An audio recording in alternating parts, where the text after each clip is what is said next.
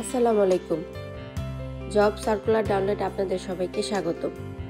আজকে একটি নতুন বিজ্ঞপ্তি নিয়ে চলে এসেছি। বিজ্ঞপ্তির মূল টপিক হচ্ছে যুব উন্নয়ন অধিদপ্তর।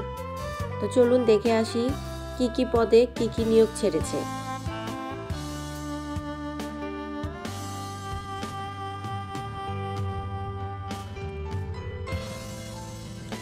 যুব উন্নয়ন অধিদপ্তরে শূন্য পদ সময়ে জনবল নিয়োগ দিবে। যুব উন্নয়ন অধিদপ্তরে 9টি পদে মোট 120 জনকে নিয়োগ দিবে।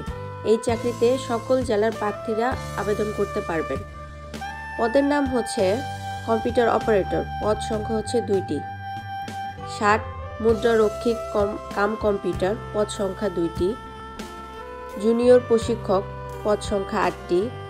জুনিয়র ডেমোনস্টিক ব্লক অ্যান্ড বাটিক, প্রদর্শক 19টি। গাড়ি চালক 23টি। হিসাব সহকারী কাম মুদ্রারক্ষিক 1টি। পদের নাম কেশিয়ার 58টি। Electrician cum pump and operator 5টি। আগ্রহী প্রার্থীরা অনলাইনে আবেদন করতে পারবেন।